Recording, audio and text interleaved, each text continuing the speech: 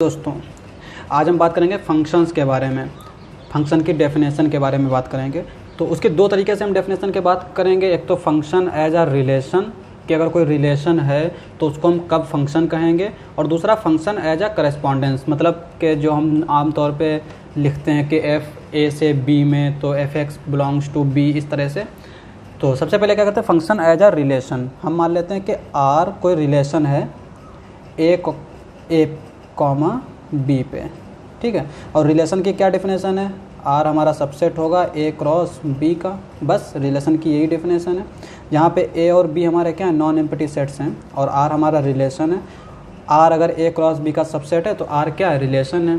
Relation simply एक जो है ए और बी के बीच का जो टपल लिखते हैं ना, ए कॉमा बी, बस यही एक दूसरे को रिलेट करते हैं, इसी को हम रिलेशन बोल देते हैं। तो अब ये रिलेशन हमारा फंक्शन कब होगा, सबसे पहली बात, पहले पॉइंट क्या है कि फॉर ऑल, हर एक ए बिलोंग्स टू ए के लिए there exist B belongs to B such that A comma B belongs to F. या हमने चूँकि यहाँ पे आर की बात की तो आर, यानी ए के हर एक एलिमेंट्स के लिए, ये पहला वाला जो एलिमेंट है जिसको हम डोमेन कहते हैं और इसको हम रेंज कहते हैं, तो हर एक एलिमेंट्स के लिए देयर एग्जिस्ट बी। इसका मतलब ये हुआ कि ए का कोई भी एलिमेंट्स नहीं ऐसा मिलेगा जिसके लिए बी हमारा कोई खाली या चला जाए, ठीक है। हालांकि सिंपल रिलेशन में ये पॉसिबल है। सिंपल रिलेशन अगर हम लेते हैं, जैसे अगर मैं ए को 1,2 ले लूँ और बी को मैं ले लेता हूँ 3,4, ठीक है।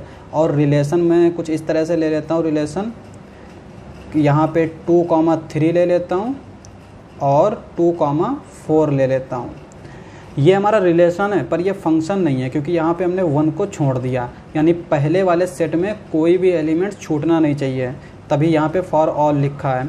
देयर एग्जिस्ट बी, इसमें पहले तो कोई एलिमेंट छूटना नहीं चाहिए, और दूसरी चीज़ ये है कि इसमें हर एक एलिमेंट्स के लिए हमें इसमें एक एलिमेंट मिल जाना चाहिए, such that A comma B belongs to R, ठीक है। और दूसरा हमारा क्या है, दूसरी कंडीशन ये है कि अगर A comma B belongs to R and A comma C belongs to R, this implies that B is equals to सी।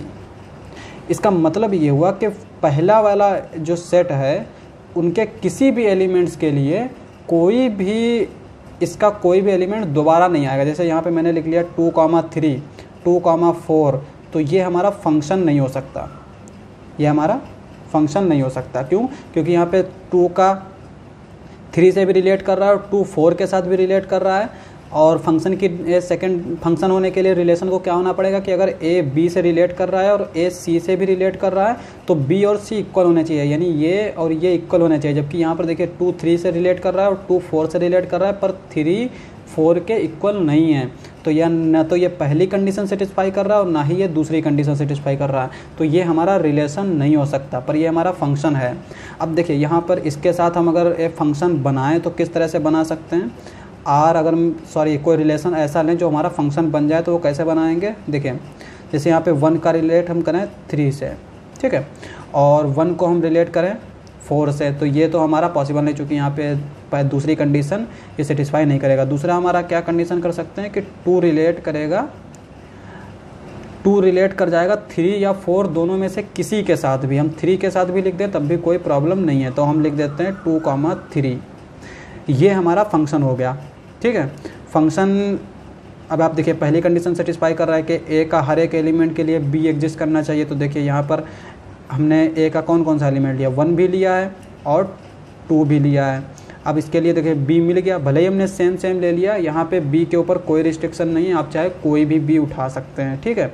दूसरी कंडीशन क्या है कि ए और बी अगर आर में और ए कॉमा सी भी आर में, तो बी इक्वल्स टू सी होना चाहिए। तो यहाँ पर देखिए हमने ए और ए 1,3, तो मैंने ए का कोई और रिलेशन नहीं लिया है, तो इस तरह से ये हमारा क्या हो जाएगा, फंक्शन। और फंक्शन को हम डिनोट करते हैं एफ से। तो ये तो हमारा एज अ रिलेशन हो गया। अब function as a correspondence, function as a correspondence को हम सिंपली लिख देते हैं एफ ए टू बी, ठीक है। इसमें सबसे पहला मान लेते हैं हम, चलो इसको ग्राफिकली बता देते हैं। यहाँ पर कोई सेट ये ए है और ये सेट हमारा बी है, ठीक है। हम इसमें मान लेते हैं 4 एलिमेंट हैं, इसमें हम मान लेते हैं 3 एलिमेंट हैं, ठीक है। तो अब यहाँ पे देखिए ये कहना चाह रहा कि इसके साथ रिलेशन है, इसका इसके साथ रिलेशन है, हम मान लेते हैं इसका इसके साथ रिलेशन है। अब ये फंक्शन है, पर अगर मैं यहाँ पे लिख दूँ इस तरह से ये, अब ये हमारा फंक्शन नहीं रह गया, क्योंकि यहाँ पे ए का इस एलिमेंट के 2 इमेज आ गई, ठीक है।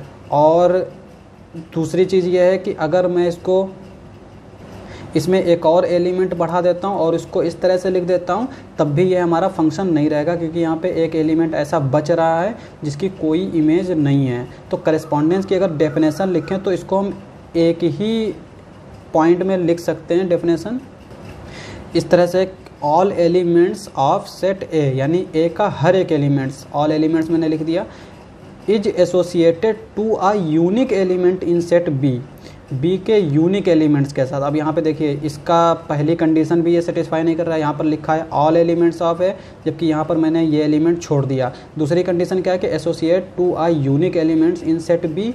अब यहाँ पे ये देखिए ये हमारा इसके साथ भी जा रहा है और इसके साथ भी रिलेट कर रहा है, जबकि ये हमारी कंडीशन क्या है कि इसमें यूनिक होना चाहिए, यानी अगर ये इसके साथ रिलेट कर रहा है तो ये किसी और के साथ रिलेट नहीं करेगा।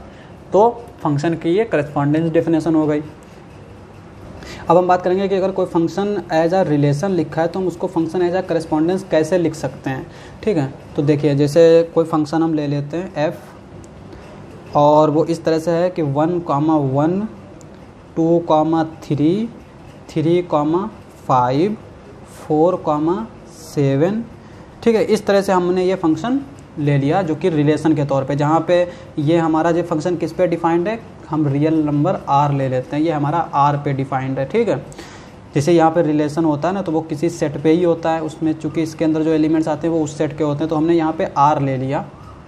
अब इसको इस करेस्पॉन्डेंस में लिखना है तो किस तरह से लिखेंगे, ठीक है। इसके लीनियर कम, अब चूँकि यहाँ पर आप देख लीजिए यहाँ पे 1 1 है, 2 3 है, 3 5 है, 4 7 है। इसके ये वाले जितने भी आप टर्म्स देखिए तो ये हमारे क्या हैं, एक तरीके के प्राइम नंबर्स हैं, और या फिर ऑड नंबर भी बोल सकते हैं। तो आप ये देखिए कि ये कोई किसी का स्क्वायर नहीं हो सकते। तो इसका मतलब ये हुआ कि फंक्शन जो हमारा, अगर अलजेब्राइक हम फंक्शन लिखेंगे तो वो हमारा स्क्वायर में नहीं होगा, वो एक लीनियर फंक्शन होगा। तो सबसे पहले हम करते क्या है कि f(x) = इसको हम मान लेते हैं ax + b, इस तरह से इसको हम मान लेते हैं। अब हम क्या करते हैं कि इसकी हर एक वैल्यू के लिए यहाँ पे पुट कर देते हैं, तो हम यहाँ पर a और b की वैल्यू निकाल लेंगे। तो ये जो हमारा फंक्शन बनेगा ना, इसी को हम बोल देंगे कि फंक्शन एज अ करेस्पॉन्डेंस। तो सबसे पहले देखते हैं f1 के लिए। f1 के लिए हमारा क्या इमेज आ रही है, 1, तो ये हम यहाँ पे पुट करेंगे तो ये हमारा क्या आ जाएगा, x की जगह पर हम यहाँ पे 1 पुट करेंगे तो ये आ जाएगा a + 1, और f(x) = क्या पुट करेंगे 1, तो यहाँ पे a + b = क्या आ जाएगा 1। दूसरा क्या है कि f2 ये किसके इक्वल है, 3 के, तो यहाँ पर ये क्या इम्प्लाई करेगा, a × 2 + b = 3। अब यहाँ पे इस तरह से हम इन दोनों को सॉल्व करके निकाल सकते हैं a और b की वैल्यू, या फिर आप आगे भी इस तरह से पुट करके निकाल सकते हैं। तो हम इन्हीं को दोनों को सॉल्व कर लेते हैं। जब हम दोनों को सब्सट्रैक्ट करेंगे तो ये क्या आ जाएगा हमारा a, हम इसको इससे सब्सट्रैक्ट कर देते हैं, तो यहाँ पे b से b कैंसिल हो जाएगा, तो यहाँ पे a बचेगा और 3 - 1 2 बचेगा, ठीक है।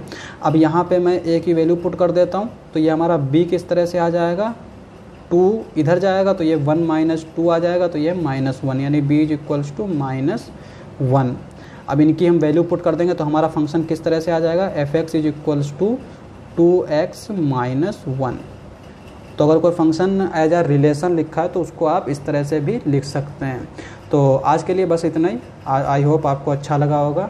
तो अगर आपको हमारा वीडियो अच्छा लगे तो हमारे चैनल को सब्सक्राइब करें। मिलते हैं अगली वीडियो में।